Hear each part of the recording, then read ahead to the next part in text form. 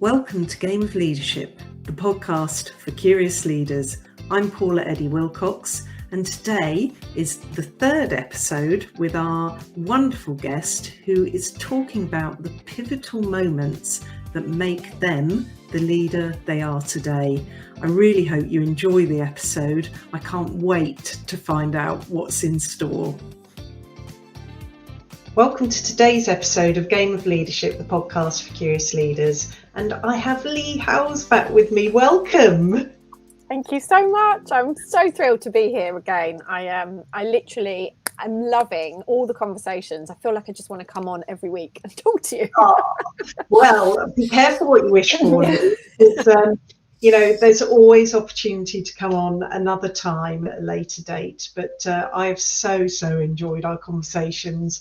That's why I love doing this. I get to meet so many fascinating people and just getting curious about their stories, what they bring to the leadership table that can really help our listeners pick and choose the bits that resonate most with them. In fact, every 10th episode, I always do a what resonates with you episode from the last 9, because then that's three guests who've shared 3 episodes each, and there's always way more material than I can fit just into a half-hour episode. But that's one of my favorite things to do as well, because I'm just like, oh yeah, and we talked about that, and then we talked about this, and then that came up, and it's a lovely way to remind myself as well as the listeners of bits to go back and listen to again if they want to hear, the depth that we went into at the time. But it's just a lovely way to help bring it to life and help people pick out the little tips and gems that are thrown in so naturally by you and my other guests along the way. It's just wonderful. So thank you. Thank you. I will also say as well, which is why I absolutely love podcasts, is I'm so passionate about having more meaningful conversations.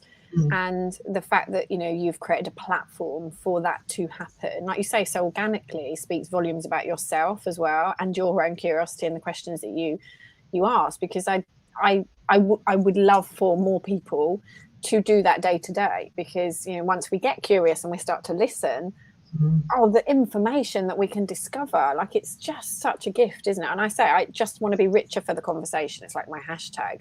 And I am definitely richer for the conversations that we have had so far. So thank you for holding this space for people.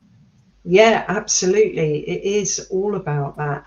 We never get time to think out loud. I often call coaching that thought partnership, because people do not block a time in their diary to recover from that meeting, take 15 minutes to think, okay, what just happened there, make sense of it, what do I need to do? And then they've got no thinking space then to prepare for the next meeting. What's coming up? How do I need to show up? People just turn up, don't they? Yeah. I've got the agenda in front of me, I'll wing it, unless they're doing a big presentation, and then a lot of effort and time does go in. And we're not all the same, but I'm just saying, in the main, we are so back to back in everything that we're doing. The kinds of leaders that I'm supporting in the corporate environment, there's just no time to think. So when they come to me, it's like, oh, it's calm. Yeah. I actually have a moment. Well, what do I think? Yeah, and I don't know about you as well, because also when I'm on the receiving end of being coached, sometimes you think, well, I haven't got anything to talk about. I'm coming to this coaching session, I don't really feel like there's anything to talk about. And then before you know it, you've filled an hour and you're like, whoa, where did that come from? I had no idea that was even sitting there. I don't know about you, but I think also with the change in where we work, I think, and this is me personally as well as seeing it in others, we've missed that decompression, I like to call it. When you were commuting, you've got a decompression of leaving to get home. So many people are working at home, which is amazing, but they're also then, oh gosh, look, it's 2:45, I've got to run from this meeting to get the kids from school and come back. So we've added in this, whilst it's a gift, what have we done as humans? Just filled it with more stuff. So you're so right, Paula, that this space for conversations is as important as the conversation itself. Yeah, and that I totally hear you on that that lack of decompression. It's a great way to say it, Leigh, because you know, you often find yourself late. You know, I'm guilty of this myself. You know, it's late, I've run over, and oh my God, I've got to go and do the dinner, you know, now, because people are hungry. You know, so it's just, there is no decompression time. And as much as I used to waste a lot of life commuting for 23 years in and out of London, all those years, you know, it was 3.5 hours a day commuting. Just too much. I hear you. much, isn't it? But you do it because you need to do it at the time. You know, now I don't have that. I'll forever be grateful, but it does mean that you have those moments where, oh, I'm supposed to be doing something else with the kids now, or whatever, you know, with the husband. It's our time now. And you just walk over there and shut the door on the office. Yeah, and you raise a really good point, and I know we're diving into something else, but for people, I think, listening, if they feel like that, I think it's an opportunity to reflect, isn't it? To see when you feel at your best and or not. And I know for me, I used to pride myself for many, many years on the ability to multitask, and it took like to the age, then, you know, the wisdom that I have today to realize that yes, I can multitask. Does multitasking make me happy? No, it really doesn't. I'm at my happiest when I'm all in on one thing. And I realized that actually that multitasking is just not bringing the best out of me, even though I can do it. So I think it's that heightened awareness of understanding how you want to work and how you better, when are you at your best? When are others going to get the best out of you? Yeah, you're absolutely right on that multitasking piece, because all you're doing is interrupting your flow. You literally can't do two things at the same time. What you're doing is flitting from one thing to the next. And you know, whilst we are quite good at that as women, for example, you know, I found myself much more recently saying, don't do that, because all you're doing is interrupting your flow. Stick to this one thing and do it well, and then go on to the next thing and do that well. So then when interruptions do come in, I'm finding that, I suppose, harder to deal with, in that I'm annoyed because I want to concentrate on this one thing.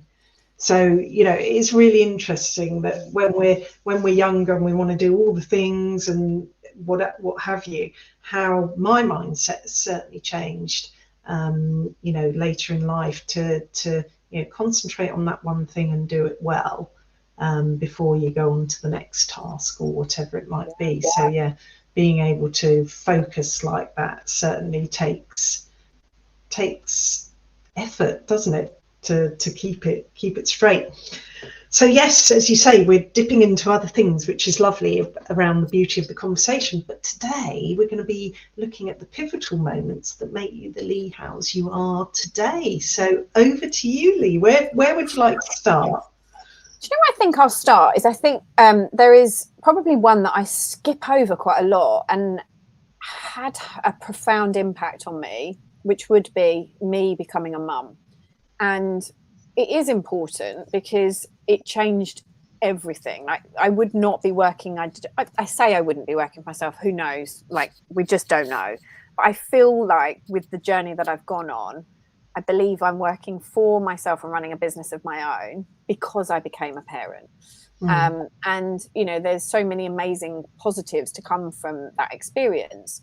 But actually, as an ambitious, career-driven person, that was a really tough time for me to be able to navigate.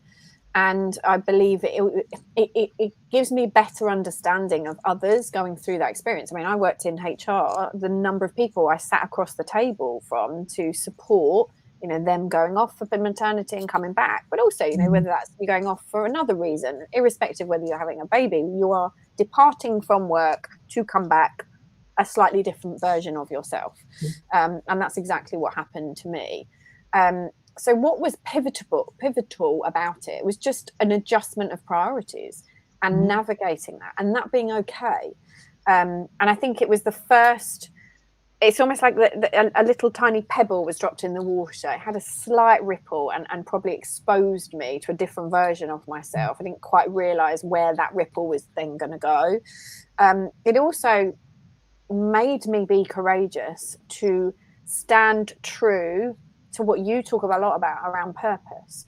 You know, prior to becoming a parent, I only really had to think about myself as I navigated my work. And then all of a sudden I have this small person who is entirely, you know, like looking to me, and also, you know, jointly responsible with my husband. That was massive. That was a huge, huge pivotal moment. And I think there's not necessarily anything I can share other than empathy to others that navigate through that, and that ability to stand in your truth as to what matters now.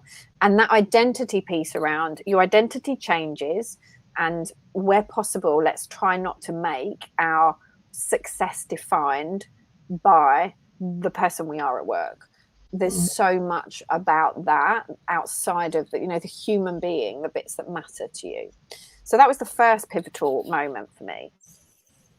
Probably the next one that I had that stands, if I look at sort of the ones that stand out. So when I had been running my business about, so it must have been 2 years in, it was 2014, I think.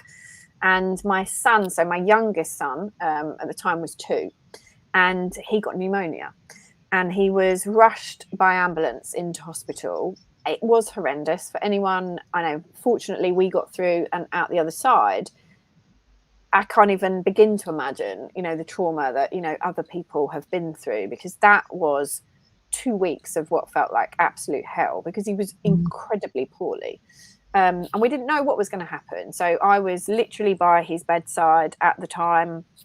Didn't leave his side. We didn't know, you know, as we tried to navigate this while my husband was looking after this was around sort of near Christmas, about 2 weeks off Christmas. And the reason it's a pivotal moment, not least because you learn again about what matters most in those moments. Every single time these things are there, they're like a lesson and a gift if we're open to see it, right? But the one that stands out for me is, at the time, so I was 2 years in running my business, and I had left my employment because I wanted more flexibility. That was the reason I had left. And there I was by his bedside, worried sick, taking a phone call from a then client who I was looking to place a really senior role for within their organisation. Now, let me be clear, this was not the client's doing. It was my choice and responsibility to take the call. They 1000% would not have insisted I take it. They were very empathetic to my situation. But here lies the thing. I was in feast or famine, and it was almost Christmas. So I had gone through, when you work in, I was doing a lot of recruitment at the time. So you will have months where there's lots of money coming in, and then other months where there's not. And for me, that placement was, you know, important. And it was a pivotal moment because I realized, what on earth have I created? You've made one decision to leave something to achieve and be more purposeful and more intentional with how you live your life and how you work, and actually you're not doing that. So it was a pivotal moment because it forced my hand to look at how I was working and how I wanted to work differently. And it was the start of change, because I did not want to put myself and my family back in that situation. So there was some change that came from that. That was the end of 2014. And at that point, what we started to do was I looked at how I was working. I realized that I didn't enjoy working. I was working a lot of times I didn't want to work. So I decided to take a slightly different pathway in my business. And I stepped a bit more into sort of the developmental coaching sort of space. But I was actually, I dived into what was at the time network marketing. And you know, I'm a massive advocate of the industry done right. It's like anything in life when it's done right. And I dived into it, and it opened up so many things I realized I love to do around developing people and realizing people's potential, and enhancing situations and circumstances. But what it also, so I went on this journey, I just threw myself into that. So I didn't really think again about what it was I wanted to do. I built a fairly substantial business, sort of so it's almost like I took my foot off the gas with the coaching and consultancy, dived all in on this. I thought it was the thing that was going to, you know, change my life and the lives of others. And it, you know, as I say, I did pretty well within it. But another thing that I realized at that time was I started working evenings, weekends, and I realized I wasn't happy. I still wasn't happy. So it was like I had all these pivotal moments, and there was all these learnings that were coming from, and the gift of consciousness. I'm like, I was brave enough to be experimental. I tried these different things to see how do I want to work? And I genuinely believe that some of these difficulties and opportunities and challenges are put in front of us in order to, I say it's like living in your house for a little while without, you know, knocking the walls down. You're learning to see which room needs to go where, which room you don't need, which room you don't like the lighting in there. And that's kind of the journey that I feel like these pivotal moments took me on. So then we instigated more change.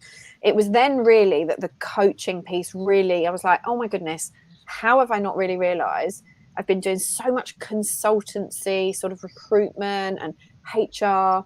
Actually, the thing I really love to do is to coach and develop and realize people's potential. And I'd not really done enough with it. But I don't like working evenings and weekends. Like, these are the things that I realized. So and then I started to step back. I've got myself an incredible mentor who I'm blessed to work with now in the communication space, an incredible man called Phil M. Jones. And he helped me get curious about what I love to do, what I didn't love to do, how I wanted to work, how I bring my best self forward. And it was at that point that I decided to create, I had no idea it was going to be a mastermind, because at the time masterminds weren't even a thing. I just decided I wanted to create this small mentorship, peer-to-peer mentorship, and that I wanted to be the facilitator and leader of that. And that started in 2016. Yeah, tail end of 2016. So September, I think, 2016, we started our first group. And I think we've run like 8 or 9 since. And like, they've evolved and have grown, like literally run them every single year. So that started in 2016. And then as we just started to come out and do things differently, I had the rug whipped from beneath my feet when in 2017, 31st of March, I was diagnosed with breast cancer. And for me, this was like another layer. At the time, you know, all I could see was darkness. You go into this like sea of despair, and you know, we had to navigate through that situation and process. And you know, I am one of the incredibly lucky ones that has come out the other side. And yes, there are, you know, scars and, you know, some luggage that I carry with me that I have to work hard on. You know, that'd be lying if I said otherwise. But what has also come is a perspective that, had I not have gone through the experience, I wouldn't be the person that I am today. I wouldn't be doing the work that I am today. So that was, as you can imagine, probably my biggest pivotal moment. And, you know, the journey was, I almost, people say maybe you shouldn't do this. I don't know if this is right or wrong. I'm no therapist. But if I am getting carried away with myself, or I'm, you know, going off down a route of, you know, when we can catastrophize, I always say to people, is it fact or story? And I'm catastrophizing. I can just bring it down to like bring it back to grassroots and ask myself what's most important. And in that moment that I was told my diagnosis, and I looked at my husband, and he and the boys were literally all that mattered. So for me, it's a really great way for me to be able to strip all of the noise and all of the nonsense when I'm getting carried away and in my own head, and just say, look, Leigh, for a moment here, what matters most? Because at the end of the day, we strive for these, you know, beautiful destinations, which, you know, I'm a huge advocate of, because I think humans need to have something to concentrate on moving towards. But we've got to enjoy, for the most part, that the journey itself isn't sacrificing our soul.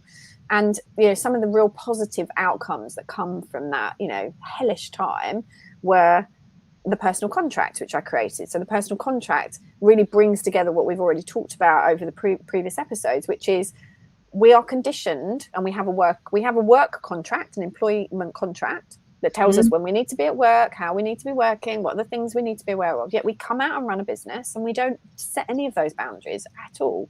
And we come out and we just start repeating the same of what we've always done. And yet most of the time people have come out to avoid that and get away from that. So why do we go back to, so how do we want to work? What's most important to us? How, what hours do we want to be working? When are we at our best? Are you more of a morning person? Do you deliver and serve better in the morning, or are you better in the evenings? Do you want to work weekends? What are we building? Like, is this a business that's going to release cash? Is this a business where we want to have a legacy and an asset to sell at the end of it? Are we building an empire with, a large team, or actually do you want to be in that delivery mode and stay? Because that's the bit that makes your heart sing. Because sometimes what ends up happening is you come out of delivery mode and that's the bit you love. And all of a sudden you're sitting as, the decision maker, CEO of your company. I hate this job. So a lot of the stuff that I'll do with my clients is, let's look at the organizational structure of your business and let's see which seat on the bus you need to be sitting on, or seats, because, for many of us, we are sitting on several seats, but let's make sure they're the right seats and we're bringing the best we can into the work that we do that makes us happy. So that was something that born out of that.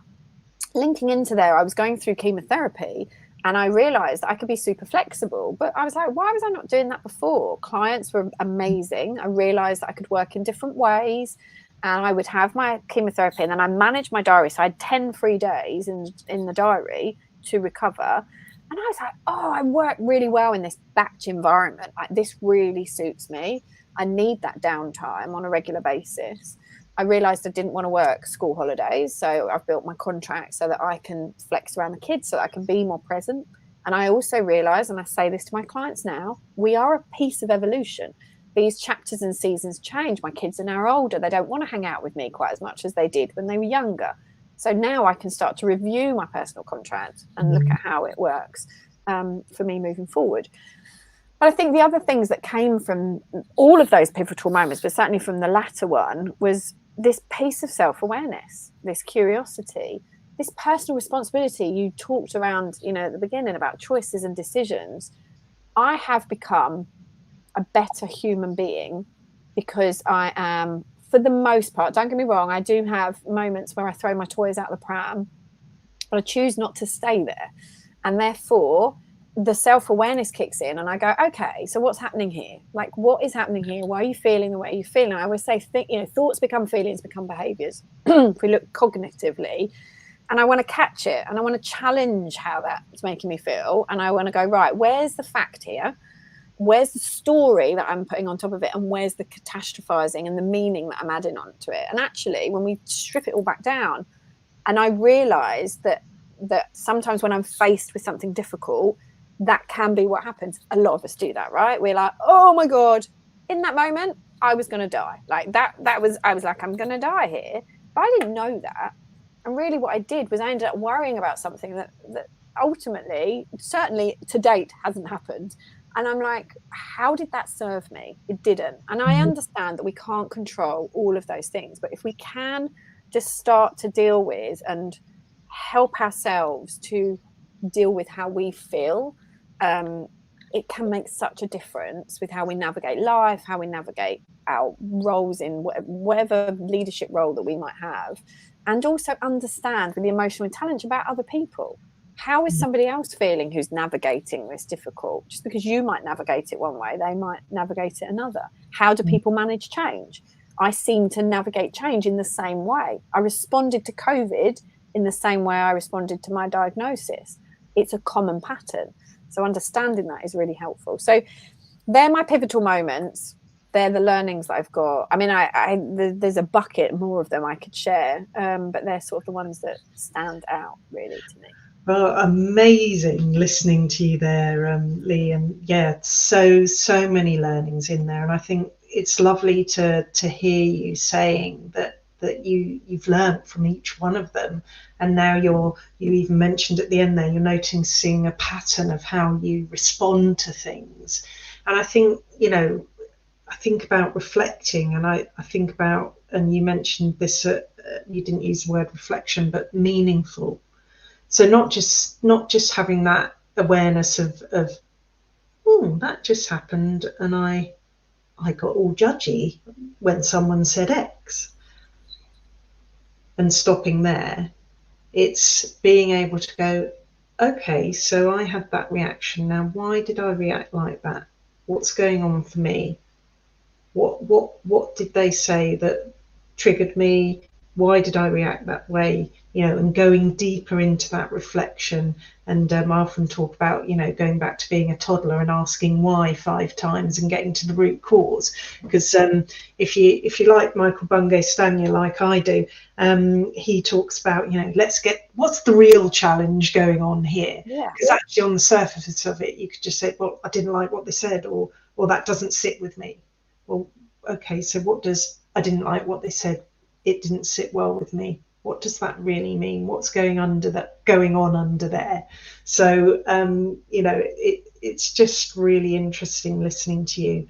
And I think also what sort of popped up for me as you were talking was that piece around, we don't have to do these things alone either.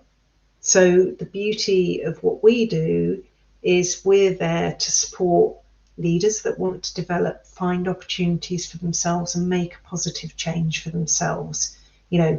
We can't force them to work with us, but we're there, and knowing that support is out there, having the right chemistry with the person that you want to work with, having that choice to choose who you want to support you on your journey. But also the amazing support around you. I'm sure when you had the breast cancer, I've got a close family member going through it at the moment. It's having the right people around you and knowing in your heart that you're not alone. And that makes a huge difference. So whether it's to do with career development or going from a paid role in an organization to taking that leap of faith and creating your own business, or whether it's because you've got cancer, we need support around us, because yes, we can do things alone, but it's really miserable and not a great place to be. And there are so many people out there that will give their time, give their support, give their wisdom, give their love and kindness to help in whatever it is that you're trying to make a change for or get through in your personal journeys. It's really true. And one of the things that springs to mind as you're saying that is I almost feel, I don't know if this is the right words, it feels a bit harsh, but I think I'd become a bit of a martyr pre-cancer. And what I mean by that is, for context, as a parent, I thought I had to be the one that was there to do all the things. And, going through that journey proved that to not be the case. And actually that itself was a gift, because, my husband was incredible. He was my rock throughout. But also, like you say, asking for help as somebody who's incredibly independent was not something that came easily to me. And one of the things that in fact, it was a book I was reading, and this may be helpful to anyone else that's on this journey right now or knows someone that is that they said it's so tiring to keep updating people. People care, but it's repeating the same situation when you're in it. Like someone always says, share from the scar, not from the wound. When you're in the wound, like I can talk about this now, but when I was in it, I couldn't. Like I literally did lock myself away. I'll be honest. I had to deal with it in a way that was right and proper for me. And I created a WhatsApp group and added all the people that had said they wanted to help in, support me into the WhatsApp group with permission. Honestly, was the best out of everything. It was the single most action that I took that made the difference, because I was able, if I wanted help with the kids, if I thought that Graham needed a break, if I thought that we were short on food, all the practical things that you wouldn't necessarily ask for, I was able to do that in that group. And there was an abundance of support, people that had only really been on the friendship journey with me really early on, but really showed up. And I think I wouldn't have achieved that had I not have had that collective. I felt loved and supported, and it just made the world a difference. And I think sometimes what we do is we assume people don't want to help, whether that's in life or work. And if we don't ask, you just never know. And if we spend that time in judgment and assumption and we don't get curious, then we'll never know. So let's just try and give them the benefit of the doubt. it's like, you know, what gifts to people, and they say, what gifts should get somebody that's going through it? And I'm like, let's get curious about what they really truly need right now. Because you know, flowers and all those things are really lovely, but actually, I promise you, it's practical support they want. That's the thing. That they want lifts to places. They want their kids taken for a couple of hours so they can just have a break. Like, think about those things. They make a massive difference. That's lovely to hear. And I think, you know, I can only empathise because I haven't been through it myself.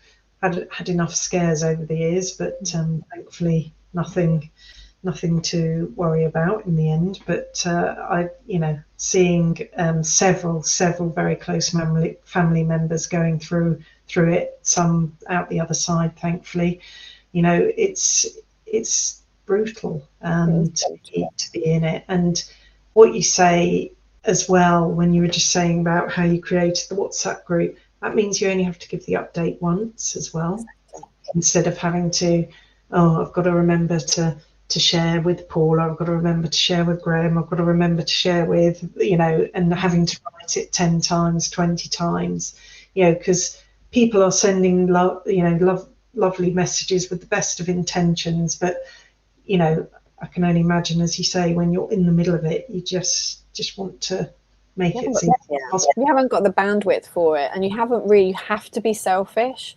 And I think sometimes people struggle to do that because they are, you know, naturally that person that's always showing up for other people. And in that moment, this is your time. This is your time to indulge in yourself and be okay with that. Like, you've got permission to do that. And you're absolutely right. And even if you didn't want to update the group, I could speak to a close friend who could update the group for me. And I know that it's been done.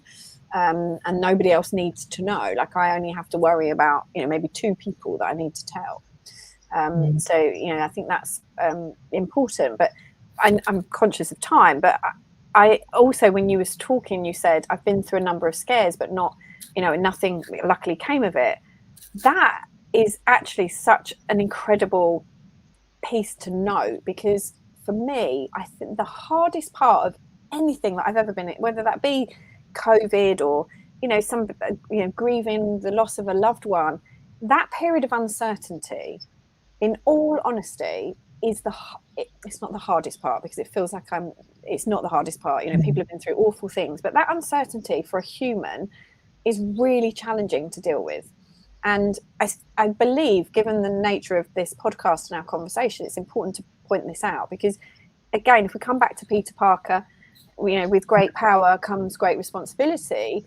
Understanding the uncertainty that people go through that you might not be going through. So whether that be, you know, in your case, some scares, or whether that be there's some ripples of rumor in an organization that there might be layoffs coming, or another, or perhaps they're worried because they're worried about someone who's in their family, you know, whatever that thing may be, empathy is so important. And we only get to a position of empathy when we get curious to understand, so we can get context to respond to. And I think all too often we jump from, like, one of the things I share is, you know, questions create the conversation. It's the conversation that creates the relationship. It's the relationship that creates opportunities, and it's the opportunity that leads to action. If we just asked more questions, we would get to know people, we would understand more about them, we would be able to empathize, and we may then have more to respond to. And in a period of uncertainty, like you, Paula, like, let's say you were in, you know, a work, I don't know what the circumstances were, but let's say you were in a work situation and perhaps your high-spirited, you know, self wasn't perhaps as evident. It would be very easy to assume why that is. But if we took the time to understand, we would be able to be much more responsive and supportive and empathetic in that moment, as a leader, as a friend. And I think uncertainty is tough. If you want to look on the change curve and see where's the point of despair, it's when we're uncertain. We're not in control of it. We have no control. And that's why I found it really tough. And I realized that is my time of despair. I've like fallen in the pothole. Everything's terrible. I'm a victim. I'm all of the things that are not serving me, but I have to go through it for a period of time in order to claw myself back out. For me, it's like, have the moment, just don't stay there, because that's when it becomes much more difficult to navigate. So I just wanted to flag that because it felt important from Yeah, no, absolutely. I think that, people underrate or undervalue or underestimate perhaps the impact that uncertainty can have, especially if it's prolonged. If it's over, the longer period of time that it's over, the more it can negatively impact you as a person, as a team, whatever it might be. Whether it's personal uncertainty or, job related uncertainty. It really is not a great place to be. So yeah, thank you for raising that point. And I think, gosh, we've gone sort of full circle, haven't we, in terms of, where we started in, curiosity and what have you. And yeah, just ask questions, get to know people, make a bit of an effort. It's really hard because I'm a real introvert by nature, but I don't think people would notice that in the podcast, but that's because I've had to force myself, especially the first episodes that I did. I was like, what am I doing? This is way out my comfort zone. And, but now I've grown to love and enjoy it. And, but I'm still an introvert. But I'm now. You're holding the space. That's the other beautiful thing, isn't it? That you're the one asking the questions. You're holding space. You're controlling the conversation, which in itself is a skill to have and be able to hold. And you're leveraging those strengths. That almost irrelevant to whether or not you would be the person at, the dance party on the stage in front of everyone. You hold a really precious space. And I think that more people would benefit from developing a desire to do that, and then the skills to accompany it. And that's the point really of sort of comparing to myself, that if I can do it, anybody can have a go. And yeah, it might not go right the first few times, and but it's practicing in a safe space as well, with people that are going to be kind, and you can. I always say, if you can find in one person that can help be your kind of accountability partner, help you have a bit of a practice, give you some encouragement, ask you how you're doing along the way, and that will start to give you confidence, where you perhaps didn't have it, to ask those questions, get curious, see what's going on, help you build your image and exposure as part of the pie, and help you building your profile, as you put it, Leigh. All those wonderful things that will help us get out there more, and connect with the people that are, and it's not one way, but are going to help us, and we're going to be able to help them. Yeah. Lead and instigate more conversations. I think, personally, professionally, there's too many people avoiding them. There's, we come back full circle to the, we've become so efficient. We're no longer as effective. And I'm like, there is such a gift in a conversation. You could change how somebody feels by, taking an interest, asking the conversation instead of avoiding it. It's easier, like in an uncertain time, it would be easier because they don't quite know what to say. So they're like, oh, I'll just avoid it. Or it's conflict, I'll just avoid it. But then it ends up, like you say, it prolongs. It makes it worse. We're actually just cards on the table, honest conversation. It can be game changing. So your work is so valuable. The platform you're holding here is so valuable because people, like you say, are getting the opportunity to have that conversation, and hopefully that ripple will just then encourage other people to be brave and courageous enough to do it themselves. Whether that's a podcast or somewhere else. Yeah, and it is that beautiful ripple effect. You talked about one little pebble dropping in, and it's starting off small, but it does get bigger and bigger. And the more people like us can do to bring platforms for people to be able to share their stories and their insights, their curiosity, their questions, the greater it's going to be for all of the leaders out there that we're wanting to support between us, Leigh. So thank you so much for sharing your wisdom and value today and for the last 2 episodes. It's been absolutely fascinating and so enjoyable to chat to you. So thank you for really showing up for us. So appreciated. Thank you for holding the space, and a beautiful space that it is. And thank you for just so so skillfully facilitating the conversation. I really do appreciate you holding space for me to come on here and share. So thank you. Oh, well, take care. And as you said, I think at the beginning of this episode, or perhaps the last one, that you'll want to come back again. So I might hold you to that if you're okay. I would love to. I would absolutely love to. Thank you. Wonderful. All right, Leigh, we'll take good care. We'll see you again soon. Thank you.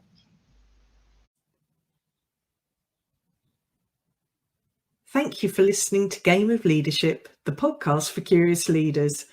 This has been the third episode and final episode for a little while anyway, with our guest who shared their pivotal moments that make them the leader they are today. Again, I talk about uniqueness a lot. Every guest story and their pivotal moments, the challenges they faced, the issues they faced over the years to get to where they are now, and how they pulled themselves through all of that, makes them the leader they are today, and each one of those stories is unique and different. It's been an absolute pleasure to chat with them and see what that meant for them. Now, once again, it's your turn to reflect on what you've heard today, see what resonates for you, and think about what that might mean for your leadership moving forwards. I'm Paula Eddy Wilcox, and I look forward to welcoming you back next time on Game of Leadership, the podcast for curious leaders. Bye for now.